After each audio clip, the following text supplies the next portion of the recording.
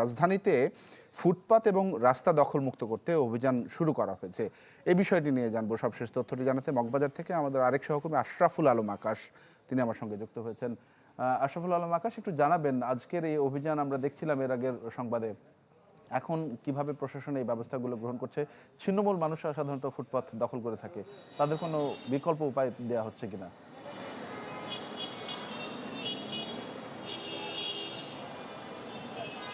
তানভীর, যদি আমি আপনাকে বলে রাখি, আজকে ঢাকার বিভিন্ন জায়গায় কিন্তু ঢাকা উত্তর সিটি কর্পোরেশন এবং ঢাকা মেট্রোপলিটন পুলিশের পক্ষ থেকে বিভিন্ন স্থানে কিন্তু এই উচ্ছেদ অভিযানটি পরিচালনা করা হচ্ছে।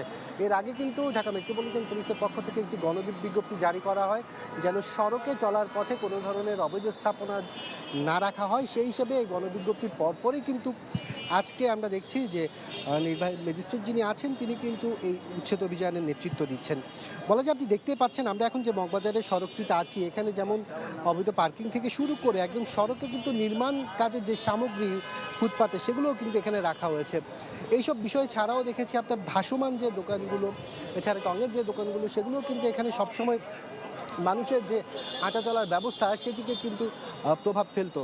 আর এই মগবাজার থেকে আপনার বাংলা মোটর যে সড়কটি, দুই সড়কেই কিন্তু সকাল 10টায় যে অভিযানটি শুরু হয় সেটি মূলত এখন প্রায় শেষের দিকে, 12টা পার হয়েছে। আর সর্বশেষ কিন্তু এখানে যিনি আজকে ম্যাজিস্ট্রেট এই পুরো যে অভিযানটি নেতৃত্ব দিয়েছেন, তিনি এখন আসলে সার্বিক বিষয়টি নিয়ে ব্রিফিং করছেন। তিনি আজকের যে কাজগুলো ছিল মূলত সেই কাজগুলো চলমান থাকবে এমনটিও আমাদেরকে জানিয়েছেন। আমরা সরাসরি তো তার ব্রিফিংয়ের অংশটি শুনতে চাইব।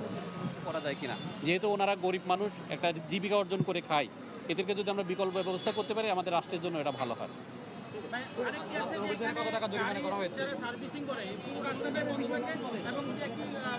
আপনারা দেখেছেন যে আমরা বলেছি যেটা গাড়ি পার্টসের দোকান, বিক্রির দোকান, এটা পার্টস বিক্রি করে, এখানে ওয়ার্কশপ না, গাড়ি রিপেয়ারিং হয় ওয়ার্কশপে, কোনো দোকানে এটা হয় না। আমরা বলছি আপনার পার্টস বিক্রি করবেন, আপনার ওয়ার্কশপে নিয়ে কাজটা চেঞ্জ করবেন, এটা আমরা বলে দিয়েছি। এবং আপনাদের প্রথম দোকান যেটা, ওটা হচ্ছে ওই মার্কেটের মালিক, তাকে আমরা বলেছি আপনি দোকানদার যাদেরকে ভাড়া দিয়েছেন তাদেরকে বলে দেন এটা গাড়ি পার্কিংয়ের জায়গা না, এটা বাড়ি ওয়ার্কশপের জায়গা না, এটা হচ্ছে পার্টস বিক্রির জায়গা, পার্টস কিনবে চলে যাবে গাড়ি। গাড়ি এখানে দাঁড়িয়ে কোনো রিপেয়ার করার সুযোগ নাই। আমরা এখানে ভিডিও মামলা দিয়েছি, আমাদের এই এডিসি আছে, উনি বলতে পারবে, 49টা গাড়িতে আমরা ভিডিও মামলা দিয়েছি। তাছাড়া আমাদের এই যে ইনস্ট্যান্ট আমরা 15,000 টাকা শুনছিলেন তানভীর, মূলত তিনি এই সর্বশেষ ব্রিফিংয়ের আপডেটটি জানাচ্ছিলেন।